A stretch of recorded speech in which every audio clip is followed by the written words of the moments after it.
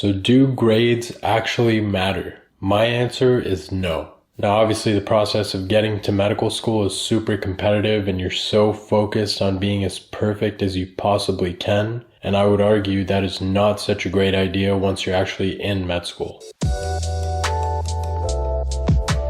Even in pre-med, I think it's a very broken system to judge people just based on their GPA and MCAT. I remember several classmates that I had that were super intelligent, hardworking, caring people that I think would have made for great physicians. But because of the process that it takes to get to med school, for whatever reason, they never got there, and it's really unfortunate. For some people, English might have been their second language, so they struggled with the CARS section on the MCAT or with the interview, or understanding in class that might have led to a lower GPA, and just things like that that are not necessarily reflective of how good of a doctor they would have been. Now I'm sure, as you know, there's so many people that are very book smart and they get great grades, but they're not able to problem solve with that knowledge or communicate with patients effectively in a social manner, and that holds them back from being a good physician. So grades are certainly not the end all be all of if you're going to be a physician or if you're going to be a good one. So when it comes to med school, the good news is a lot of schools are now moving to a pass-fail system, as did the USMLE Step 1, and this obviously has its pros and cons, but schools are starting to recognize that it's an imperfect system and we rely way too much on just grades. Now the flip side of this is obviously you don't want lazy, complacent people that don't know what they're doing to become physicians, so there's obviously a fine balance. And I think you can achieve that balance by playing somewhere in the middle where grades aren't everything, but also, again, you can't just be somebody that doesn't know what they're doing but has all the other aspects of being a good physician. I think throughout the process of school, and especially med school, the first 2 years, you just are crammed with so much information that most of it is just for the sake of memorizing, for the sake of exams, and it's not actually relevant when it comes to patient care or things that you need to know on a day-to-day basis. These days, information is so easily accessible that basically memorizing things that you don't need to know down pat is just a waste of time and energy, and unfortunately, that's what a lot of medical school still is. For example, I remember the very first exam that I had in med school, it was on our blood unit, and we had to differentiate. One of the questions on the exam was that we had to differentiate the types of non-Hodgkin's lymphoma. Now, this is not difficult to do. I can memorize it on a sheet of paper, whatever, write the exam and completely forget about it afterwards. But if you think about what's actually going on, it's actually a complete waste of time to be doing that at that level. That information is simply not relevant at all for a first-year medical student. It's relevant for a senior medical student on an internal medicine rotation on Hem-Onc or a Hem-Onc fellow and obviously a Hem-Onc attending. But a first year med student, that's a waste of time, it's a waste of resources, it's a waste of brain power, and you're not actually learning anything, in my opinion. At that level, you should be focused on foundational concepts, histories and physicals, how the body works as a whole. The nitty-gritty of disease processes, that is way too much for that level, and like I said, it's completely unnecessary. And similarly, if you look at the USMLE before they made it pass-fail, basically the biggest deciding factor of where you were going to get residency and what specialty you would match to was your score. Similar to getting into med school with your MCAT being the thing that gets your foot in the door along with your GPA, the USMLE Step 1 was basically what got your foot in the door to the specialty you wanted. And if you look at what that exam actually is, it's a bunch of memorizing of scientific facts, which only a small proportion of them are actually useful in a medical setting, and most of them are just medical scientific trivia that has no practical application in real life.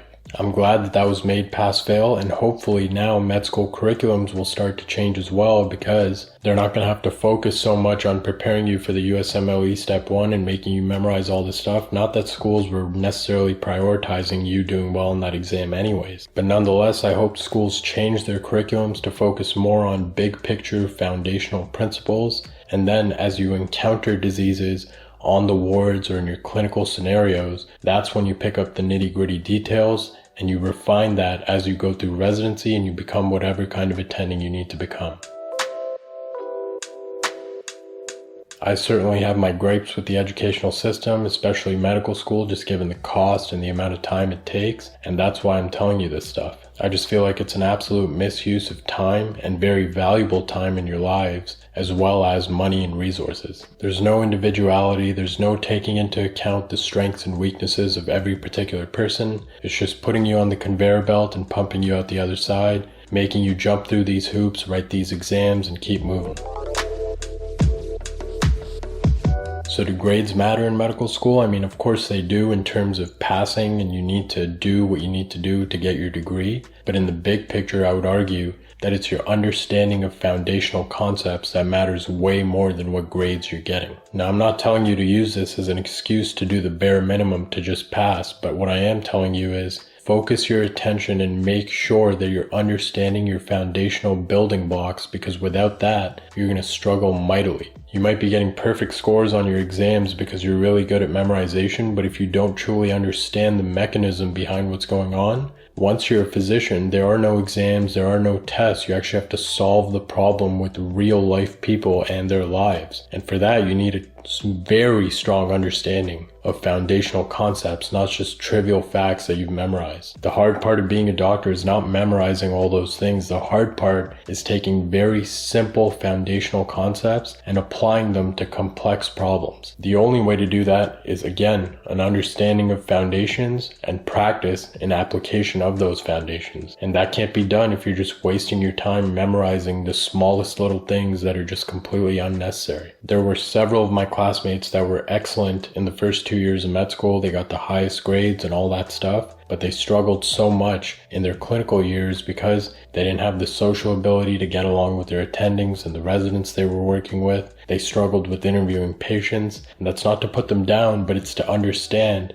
that you really do have to be a balanced, full scope individual to be a good physician. And if you're not there yet, that's okay. You can get there. It just takes some deliberate practice. But my point to you is this. Work hard to do well in your classes, but make sure that you're not just putting a perfect mark or a high mark on your exams on the pedestal. It is by far not the most important thing, especially not anymore, with a lot of schools going pass-fail, as is the USMLE. So now what's going to matter a lot more is your clinical performance, your extracurriculars outside of school, and who you are as a person. And you can argue whether that's good or bad, but that's the situation now, and I personally think you're much better off because of it. So instead of torturing yourself and spending 100% of your time studying all the time, do the 20% that leads to the 80% of results, and then use the rest of your time to become a more well-rounded individual. Clinically, this can mean doing shadowing, seeing how the actual clinical experience and the specialty you're interested in actually works, learning from the people that you look up to, and things like that. It can mean research from an academic point of view. It can mean extracurriculars such as volunteering, starting clubs, or just downright having fun, because that is very important as well. There's so many of my resident friends I know now that basically match to their specialties because they got to know people outside of the classroom. And obviously they're very intelligent, hardworking at baseline, but really what made the difference and separated them from other applicants was the fact that they knew these people on a personal level and they got along. I'm not here to argue whether that's right or wrong, but it is a very real thing. So again, instead of spending all your time chasing the grades, make sure that you're making connections, you're networking, because a lot of the times at that stage, those things can carry you farther. There's tons of people that have great grades, but they just don't fit with the culture of the program, or they don't vibe with the residents they're working with. And that can be all it takes to make sure that they don't match to that institution. Unfortunately, that's just the reality of the situation. So all in all, I think medical education is extremely outdated in the way it does things. Things are starting to change at a very slow pace, and that's a good thing. Take advantage of it. Make sure that you're doing everything you can to be a well-rounded individual and a well-rounded physician, because grades are not everything, and they are simply not representative of how good of a physician you can or can't be. So that's pretty much it, guys. I hope that was helpful. Make sure to check the description. We're working on a medical education platform if you are a medical student or a pre-med. Hopefully that helps you guys out, and we'll see you next time.